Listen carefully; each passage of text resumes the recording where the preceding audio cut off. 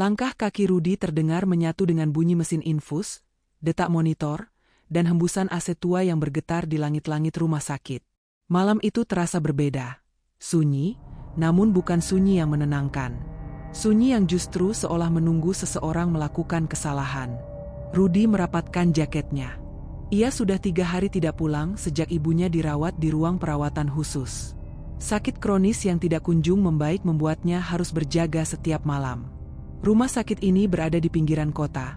Bangunannya sudah tua, dan beberapa bagian tampak seperti tidak tersentuh renovasi bertahun-tahun. Lampu-lampu lorong meredup dan menyala seperti kehabisan tenaga. Rudi mempercepat langkah. Ia hanya ingin kembali ke ruang ibunya setelah keluar untuk membeli air hangat di dispenser ujung lorong. Namun, saat ia melewati persimpangan bangsa lama, suara itu muncul.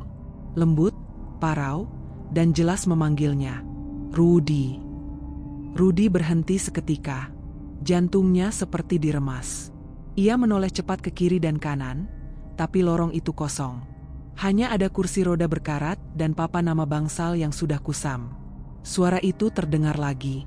Lebih jelas. Lebih dekat. Rudi, tolong. Ia merasa bulu kuduknya berdiri. Suara itu bukan suara perawat, bukan suara ibu-ibu, bukan suara orang yang sedang kesakitan. Itu suara nenek-nenek. Parau, serak, dan seperti datang dari tenggorokan yang kering bertahun-tahun. Rudi menelan ludah. Halo? Ada siapa di sana? Tidak ada jawaban. Lorong itu gelap di bagian tengah. Lampunya mati sejak lama. Hanya 2 lampu ujung yang hidup. Satu di dekat Rudi, satu lagi di dekat pintu bangsal tua. Bayangan di tengah lorong terlihat seperti ruang kosong yang menelan cahaya. Rudi hendak melanjutkan langkah ketika dari dalam kegelapan itu, sosok muncul perlahan. Seorang nenek tua. Kurus, membungkuk, rambut panjang beruban berantakan seperti tidak pernah disisir. Gaun rumah sakit lusuh menggantung di tubuhnya, dan tangan keriputnya menggenggam udara seolah memanggil seseorang. Yang membuat Rudi nyaris berhenti bernapas adalah, nenek itu menatapnya langsung. Dan tersenyum. Namun bukan senyum hangat seperti nenek pada cucunya. Senyum itu aneh, miring, getir, dan terlalu lebar seakan kulit pipinya ditarik paksa. Rudi, katanya, lirih namun jelas. Rudi melangkah mundur. Ibu, salah orang. Saya bukan cucu Anda. Nenek itu tidak mendekat. Ia hanya berdiri diam, seperti menunggu. Mata hitamnya tidak berkedip. Rudi menoleh mencari perawat, berharap ada saksi lain. Tapi lorong itu sepi. Sangat sepi. Terlalu sepi untuk rumah sakit sebesar ini. Ia mengedip sebentar karena gugup. Dan saat ia membuka mata kembali, nenek itu sudah hilang. Tidak berjalan. Tidak menjauh. Tidak kabur. Hilang. Seperti asap yang tersedot kegelapan. Rudi mundur panik hingga punggungnya menabrak dinding. Ia menutup mulut menahan teriakan, karena siapapun yang melihat kejadian barusan pasti akan kehilangan akal. Napak langkah cepat terdengar dari kejauhan. Seorang perawat muda muncul sambil mendorong kereta obat. Rudi segera menghampirinya. Maaf, Bu, barusan ada nenek-nenek di ujung lorong itu. Seperti pasien, mungkin tersesat. Perawat itu mengiang, lalu wajahnya berubah pucat. Nenek-nenek? Di lorong itu. Ia menunjuk lorong gelap yang baru saja dilihat Rudi. Bangsal itu sudah ditutup bertahun-tahun. Tidak ada pasien di sana, Mas. B, butuh perbaikan? Tanya Rudi, mencoba masuk akal. Tidak, memang tidak dipakai lagi sejak dulu. Perawat itu menatap Rudi lebih lama. Mas yakin melihat seseorang? Rudi mengangguk cepat. Dia memanggil nama saya. Sangat jelas. Perawat itu menelan ludah, ragu untuk bicara, namun akhirnya berkata pelan. Kalau begitu, jangan lewat sana lagi, Mas. Sudah banyak kejadian aneh. Orang-orang sering merasa dipanggil. Dipanggil? Rudi mengulang dengan suara bergetar. Iya, dipanggil oleh sosok nenek tua yang katanya mencari cucunya. Rudi terpaku. Ujung jarinya membeku. Namun sebelum ia sempat bertanya lebih jauh, suara alarm dari ruangan ibunya terdengar. Perawat itu langsung berlari. Rudy ikut berlari kembali ke ruang perawatan. Ibunya sedang sesak napas, matanya berkaca-kaca. Dua perawat lain sudah membantu memasang masker oksigen. "Ibu, tenang, Bu. Rudy di sini," katanya sambil menggenggam tangan ibunya. Di sela-sela napas berat, ibunya memegang tangan Rudy lebih erat. Ada sesuatu yang ingin disampaikan. Dengan suara serak, hampir tidak terdengar, ibunya berbisik, "Jangan dekati lorong itu." Rudy membeku. Ibu tahu tentang lorong itu.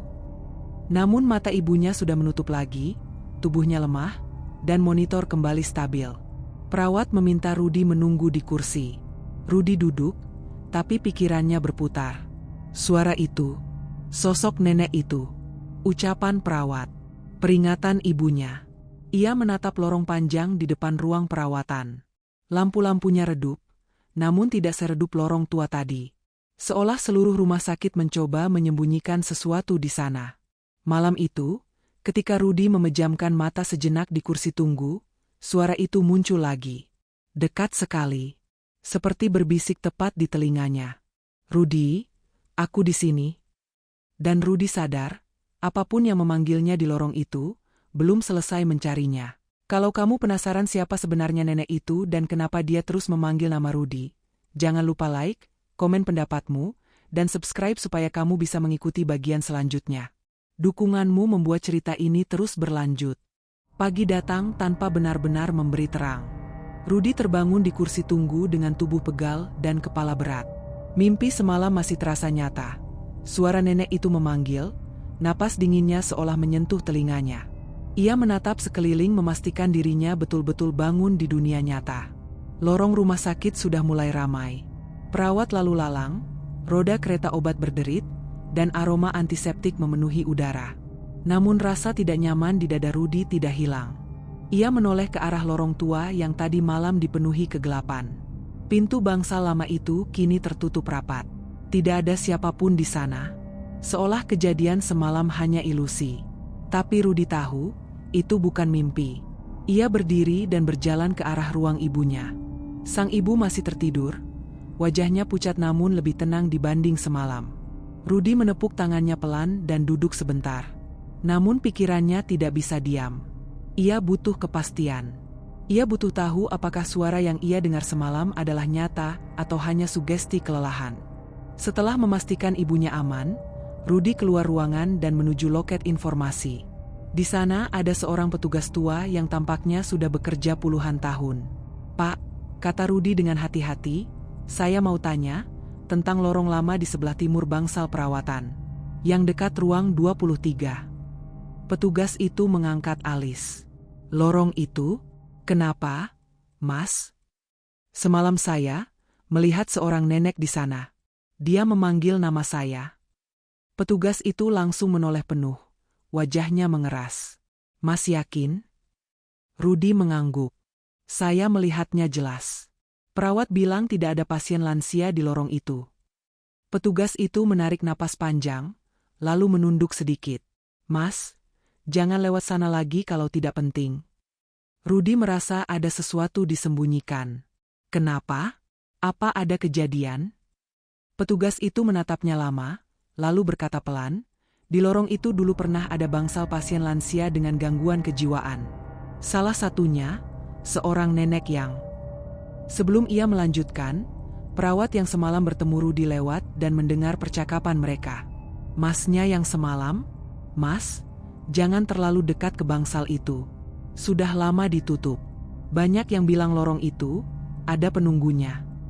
Rudy menegakkan badan. Nenek itu benar-benar ada? Atau apa sebenarnya yang terjadi di sana?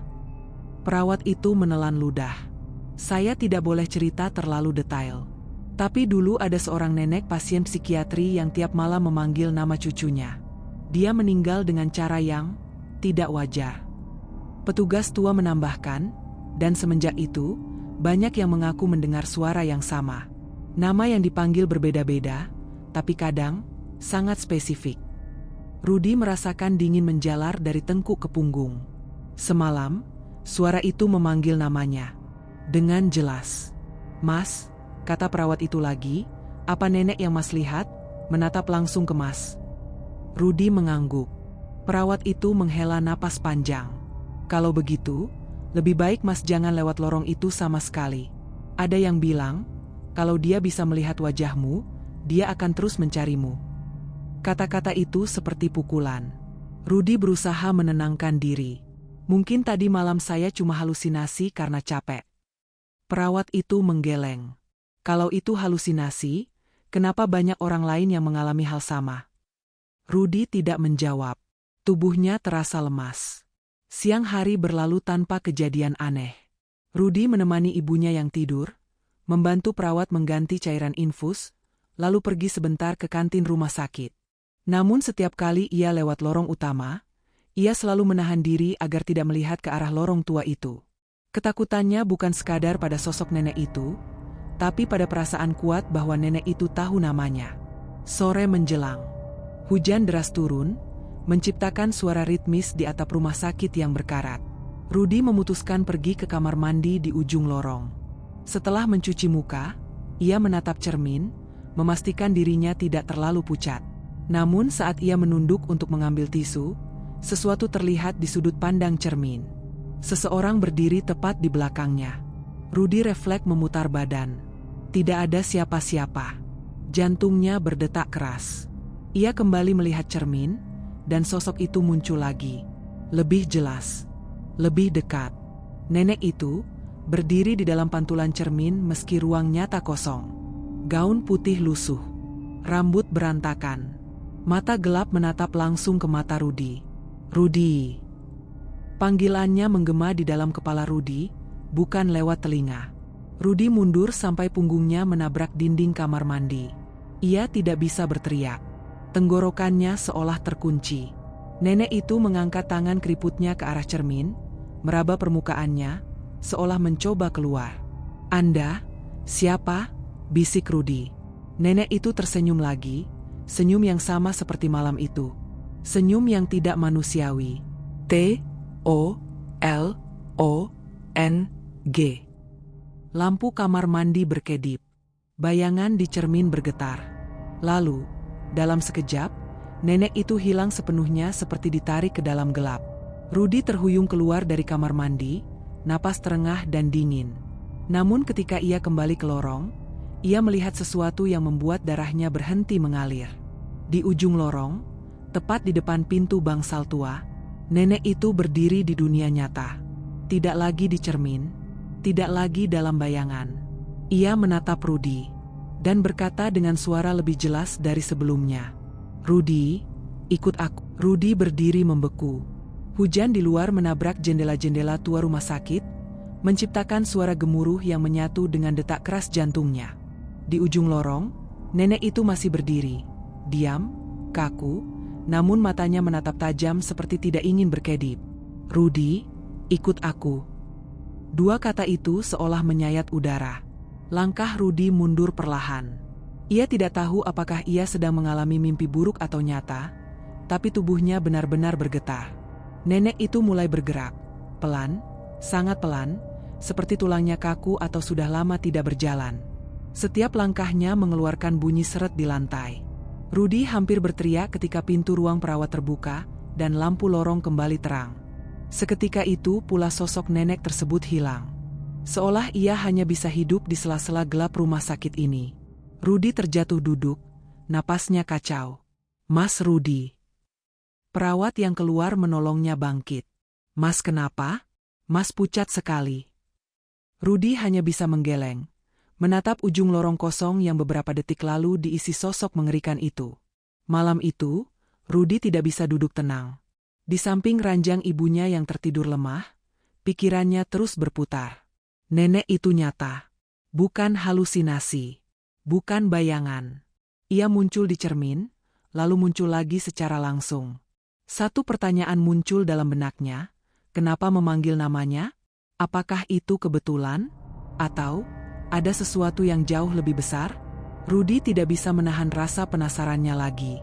Ia memutuskan pergi ke ruang arsip rumah sakit, ruang tua yang jarang dikunjungi orang.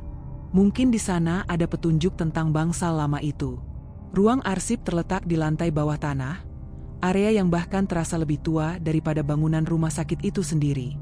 Lampu-lampu kuning menyorot tumpukan map dan berkas yang tersusun acak. Bau kertas lembab memenuhi ruangan. Seorang petugas arsip yang rambutnya sudah memutih menghampirinya. "Cari data siapa, Mas?" Rudy menelan ludah. "Saya mau cari data pasien lama. Dari bangsa lansia, sekitar 20 tahun lalu." Petugas itu terdiam. Bangsal itu ditutup bukan tanpa alasan. "Itu yang ingin saya tahu," kata Rudy memaksa diri tegar. Setelah menatap Rudy lama, petugas akhirnya mengangguk dan mengajak Rudy ke rak paling pojok. Berkas-berkas tua diletakkan di dalam kotak-kotak besar berdebu. "Ini data dari bangsal psikiatri lansia sebelum ditutup," katanya. Rudy membuka satu persatu map, tangannya sedikit gemetar. Foto-foto pasien lama terpampang, wajah-wajah renta dengan tatapan kosong, beberapa dengan diagnosis gangguan mental berat. Lalu, ia menemukannya. Sebuah map berwarna kecoklatan, bertuliskan nama pasien, Sri Wahyuni, 79 tahun. Rudy membuka map itu. Di dalamnya ada foto seorang nenek dengan wajah pucat dan rambut putih berantakan, identik dengan sosok yang ia lihat semalam. Jantungnya seakan berhenti. Tidak salah lagi, itu dia. Rudy membaca catatannya. Pasien mengalami demensia akut dan gangguan psikotik. Setiap malam memanggil nama cucunya, Rudy, yang dilaporkan hilang sejak usianya 12 tahun. Rudy membacanya lagi. Dan lagi. Nama itu, Rudy. Cucu hilang dari nenek itu, memiliki nama yang sama dengannya. Dingin merambat dari ujung jari Rudy hingga ke bahu. Ia menelan ludah keras-keras. Apa yang terjadi pada cucunya?" tanya Rudy dengan suara serak. Petugas arsip menjawab pelan, "Tidak pernah ditemukan." Dan setelah kejadian malapraktik itu, nenek itu meninggal dengan kondisi mengenaskan. Rudy tersentak. "Kejadian apa?" Petugas itu menatapnya dengan mata lelah. Ada perawat dan dokter jaga yang menahan nenek itu dengan paksa ketika ia mengamuk mencari cucunya. Katanya, ada kesalahan prosedur. Nenek itu meninggal, dan banyak staf melihat hal-hal aneh setelahnya. Rudy memejamkan mata, merasa mual. Lalu petugas arsip berkata kalimat yang membuat darah Rudy terasa berhenti mengalir. Beberapa orang bilang, arwah nenek itu terus mencari cucunya sampai sekarang. Dan kalau dia memanggil nama seseorang dengan jelas, itu berarti orang itu dianggap cucunya. Rudy membuka mata perlahan.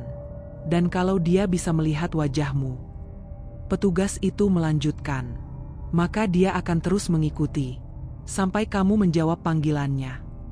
Rudy mundur satu langkah. Berkas di tangannya hampir jatuh. "Tidak, mungkin kebetulan. Banyak nama Rudy di luar sana," gumamnya, berusaha menyangkal. Petugas itu tersenyum masam. "Ya, mungkin kebetulan. Tapi jarang sekali hantu memanggil nama secara tepat tanpa alasan." Rudy menggenggam map itu erat-erat.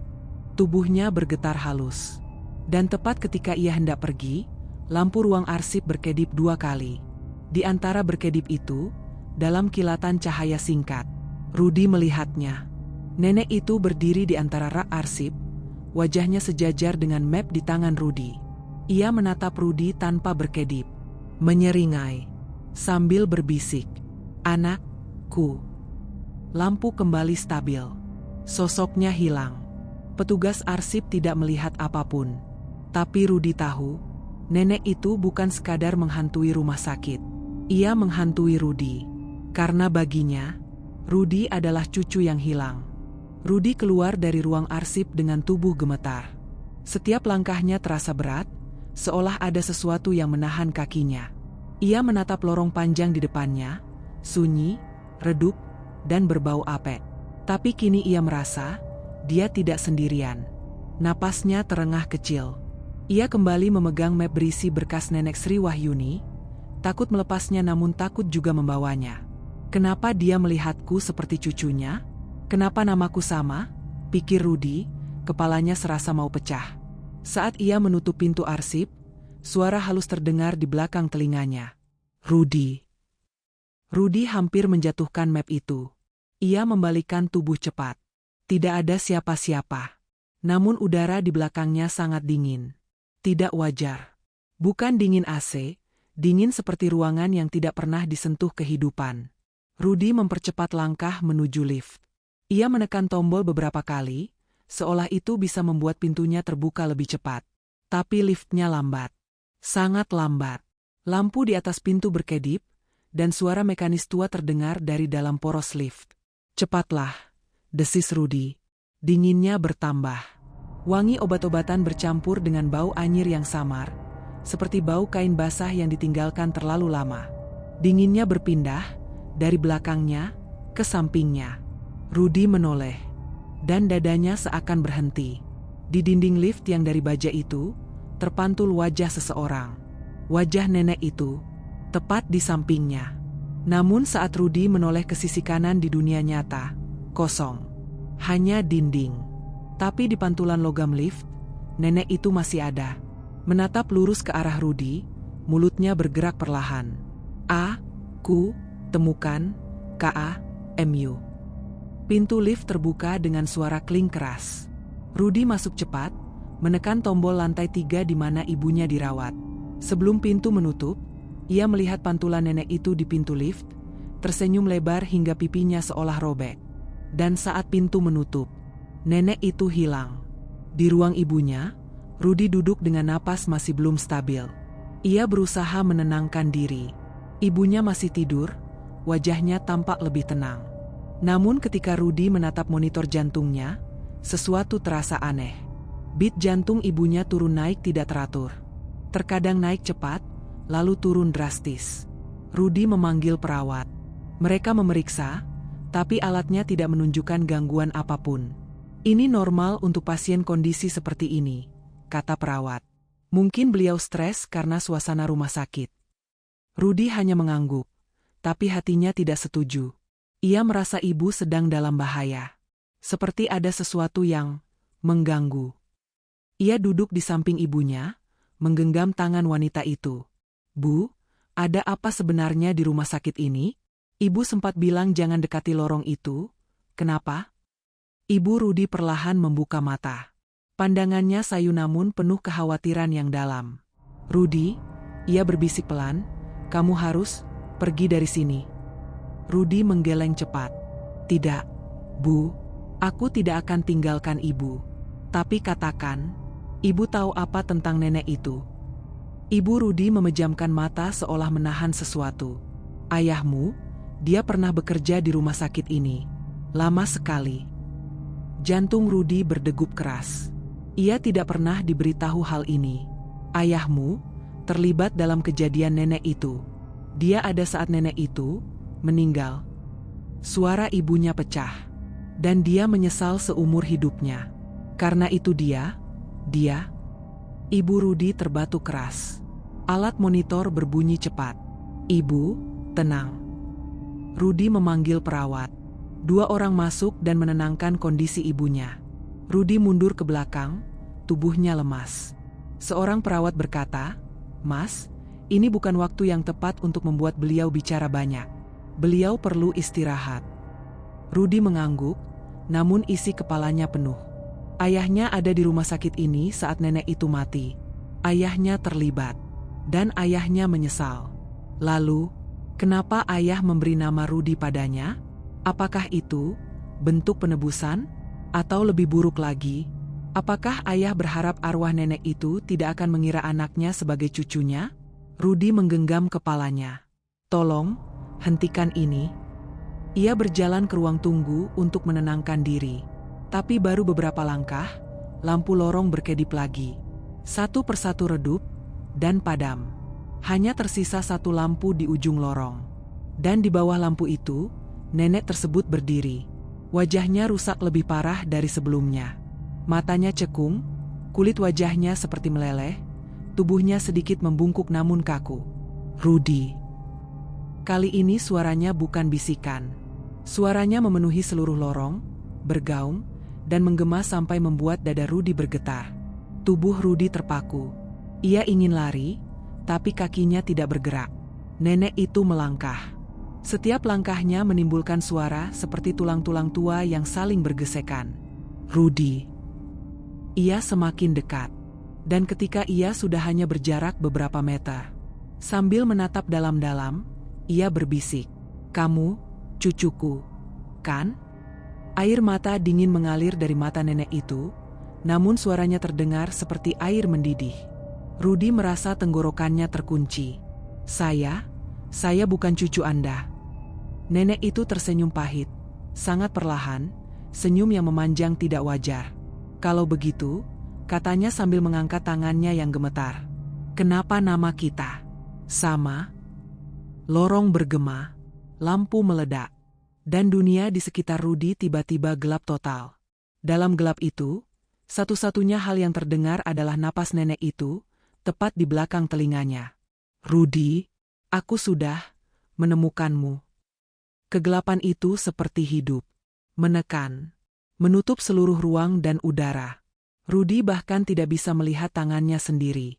Namun napas nenek itu, basah, berat, dan terasa dekat sekali, mengisi telinganya. Terlalu dekat. Seolah bibirnya berada di belakang leher Rudy. "Sudah lama," bisiknya lirih namun mengguncang. "Aku mencarimu." Rudy mencoba meraih tembok sebagai penopang, tapi sekelilingnya seperti lenyap. Ia mundur, tapi justru semakin tersesat dalam kegelapan pekat yang menelan lorong tadi. "Nenek, tolong, saya bukan cucu Anda." Suara Rudy bergetar. Hening. Lalu terdengar suara gesekan. Seperti kuku keriput menggores sesuatu. Seketika cahaya kecil muncul di hadapannya. Lampu darurat merah yang redup menyala, cukup untuk memperlihatkan bekas goresan panjang di dinding yang baru saja terbentuk. Garis-garis itu membentuk huruf-huruf. "Rudy, Rudy, Rudy, Rudy." Ditulis berulang-ulang, dalam garis yang kasar dan goresan yang dalam.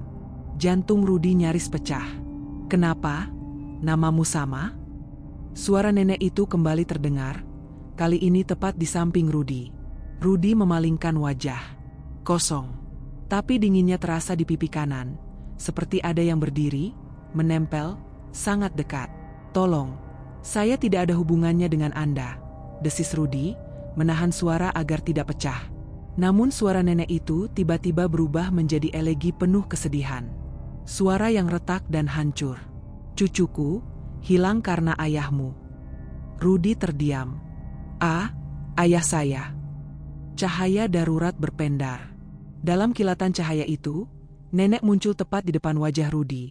Wajahnya runtuh, mata kanan hanya lubang hitam, mulutnya gemetar seperti menahan tangis. "Ayahmu.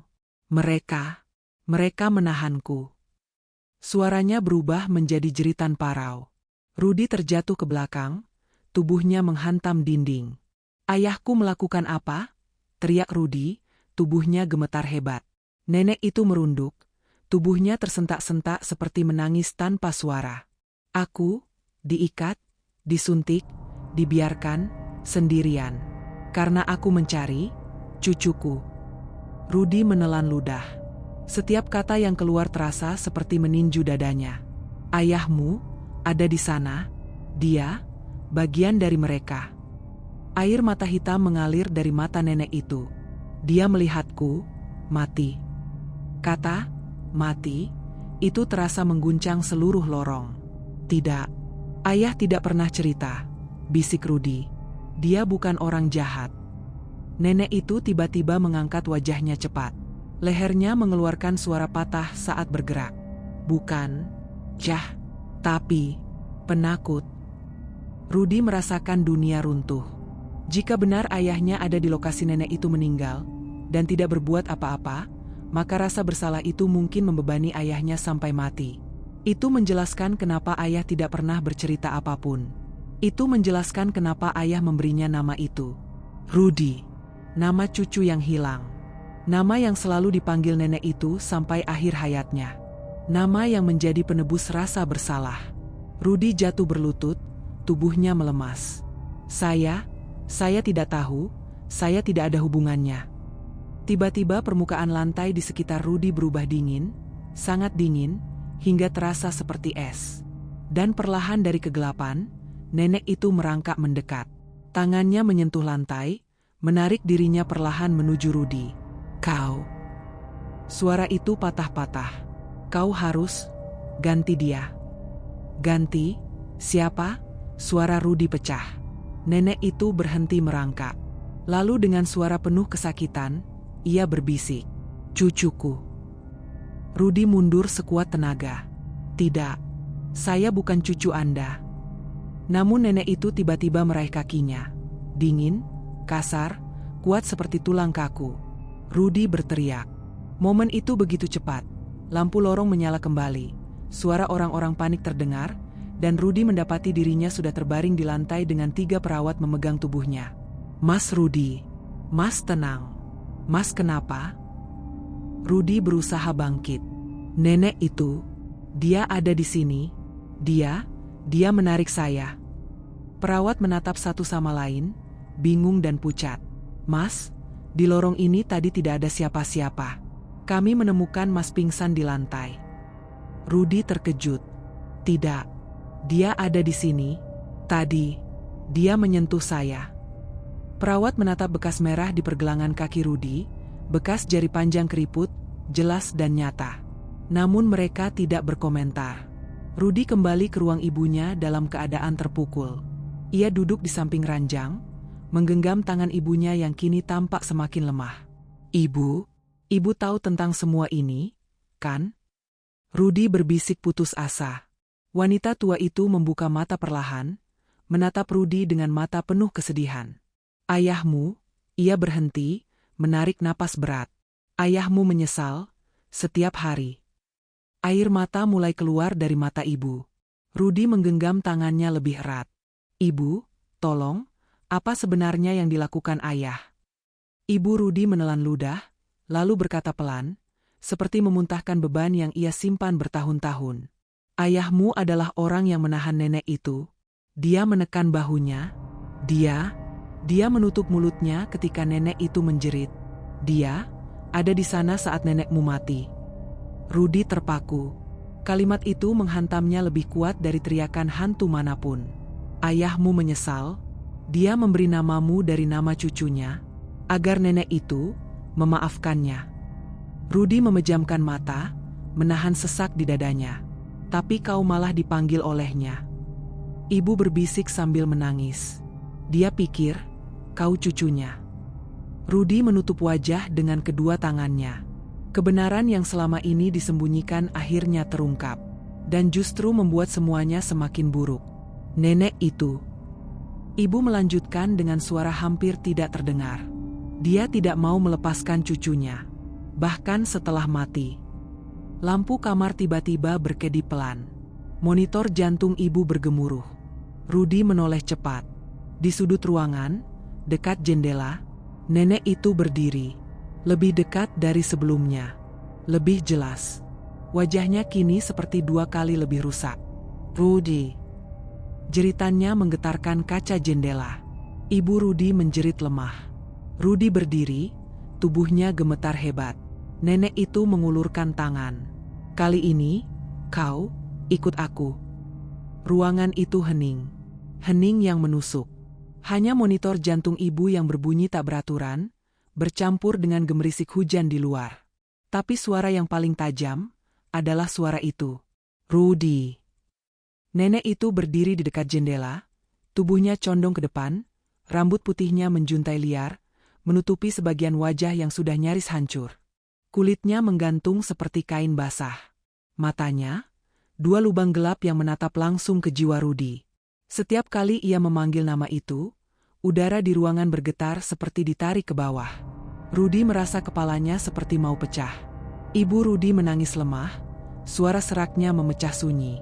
"Rudi, jangan dekati dia." Tapi nenek itu justru mengangkat tangan keriputnya, telapak tangannya menghadap Rudi. "Cucu."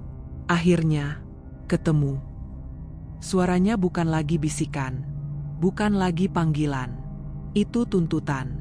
Dan tuntutan dari arwah yang sakit, tersesat, dan penuh penyesalan, adalah tuntutan paling berbahaya. Rudi berdiri, tubuhnya gemetar. "Saya bukan cucu Anda. Nenek, Saya bukan dia. Setiap kata itu diucapkan hampir tidak terdengar karena tenggorokannya tercekat. Nenek itu berhenti, perlahan menunduk. Kedua bahunya berguncang, seperti seseorang yang hendak menangis atau menahan amarah yang besar. Lalu kepalanya terangkat cepat, patah, dengan suara tulang retak. Kau mestinya ada bersamaku. Lampu kamar meledak. Gelap. Hanya cahaya dari luar jendela yang menerangi ruangan. Dalam cahaya itu, nenek itu kini berada di tengah ruangan, tidak lagi di dekat jendela. Terlalu dekat. Rudy merasakan tubuhnya didorong oleh sesuatu yang tidak terlihat. Ia tersungkur ke lantai. Suhu ruangan turun drastis, seolah semua hawa hangat disedot keluar. Ibunya menjerit kecil. Nenek, kumohon. Rudy memaksa berdiri. Tolong, saya bukan cucumu. Tapi nenek itu hanya mendekat, mengulurkan tangannya ke wajah Rudy. Sentuhannya dingin. Dingin seperti besi yang dibiarkan di ruang beku. Dingin yang membuat kulit Rudy mati rasa. Cucu, kembalilah, sama, nenek. Rudy memejamkan mata. Saya bukan dia, saya bukan cucu Anda, tapi saya bisa membantu Anda. Arwah itu terdiam. Ayah saya. Rudy menarik napas tercekat. Ayah saya menyesal. Bertahun-tahun. Sampai mati. Nenek itu tidak bereaksi. Rudy mengeluarkan ponsel dari saku, tangan gemetar. Ia membuka rekaman lama yang pernah ia simpan. Rekaman suara ayahnya sebelum meninggal, yang pernah ia anggap sebagai pesan biasa. Tapi sekarang, rekaman itu terasa seperti sesuatu yang takdirnya memang harus ia putar. Suara ayahnya keluar dari ponsel. Maafkan saya, Bu. Saya takut. Saya tidak tahu harus apa. Saya tidak bermaksud menyakitimu. Saya minta maaf. Rudy menahan napas. Nenek itu berhenti bergerak. Suara rekaman itu bergema pelan di ruangan. Arwah itu menunduk. Tubuhnya bergetar. Air mata hitam mengalir deras dari kedua matanya. Tangan keriputnya jatuh, menyentuh lantai. M.A.A.F. Ia menangis. Namun tangisan itu bukan seperti manusia. Rasanya seperti dinding retak, udara pecah, dunia yang mengeluarkan suara patah. Rudy mendekat selangkah. Nenek, cucu Anda sudah tidak ada. Ayah saya menyesal seumur hidup. Tolong, lepaskan saya. Dan lepaskan diri Anda sendiri. Arwah itu perlahan mengangkat wajahnya. Senyum tipis muncul, bukan senyum menyeramkan seperti sebelumnya. Senyum yang sedih. Senyum yang sudah menunggu puluhan tahun. Terima kasih, Rudy. Dan untuk pertama kalinya, suaranya terdengar seperti manusia. Tubuhnya mulai memudar. Dari kaki, naik ke pinggang, lalu ke dada, seperti kabut yang tersapu angin. Cahaya dari luar jendela menerobos tubuhnya, membuatnya semakin tipis. Sebelum benar-benar hilang, nenek itu berkata pelan, "Aku akan selalu melihatmu." Rudy merinding. Namun sebelum ia sempat menafsirkan kata-kata itu, nenek itu menghilang sepenuhnya. Ruangan kembali terang. Monitor ibu stabil. Suara hujan kembali normal. Seolah tidak pernah ada apa-apa. Rudy jatuh terduduk. Air matanya mengalir. Entah karena lega, takut, atau campuran semuanya. Ibu Rudy meraih tangannya. "Kamu selamat." Rudy mengangguk. Tapi sesuatu terasa salah. Perawat dan dokter datang memeriksa ibu Rudy. Segalanya tampak normal. Tidak ada tanda-tanda gangguan lain. Mereka mengatakan semuanya terkendali. Rudy menatap jendela yang basah oleh hujan. Lalu ia berdiri, berjalan ke lorong. Lorong rumah sakit tampak biasa saja sore itu. Lampu menyala terang. Tidak ada bayangan. Tidak ada suara. Namun ketika Rudy melewati CCTV yang terpasang di ujung lorong, ia berhenti. Tanpa alasan jelas, ia menatap kamera itu. Dan kamera itu merekam sesuatu yang tidak dilihat oleh mata manusia. Di layar monitor ruang keamanan, yang Rudy tidak lihat, tampak sosok nenek itu berdiri tepat di belakang Rudy. Wajahnya pucat. Matanya kosong. Lalu, perlahan, Ia tersenyum. Senyum, penjaga. Karena janji terakhirnya bukanlah ancaman. Namun juga bukan keselamatan. Nenek itu hilang dari lorong. Tapi tidak pernah benar-benar hilang dari Rudi. Dan malam itu, untuk pertama kalinya, Rudi tidur dengan merasa ada seseorang yang mengawasinya dari sudut gelap kamar.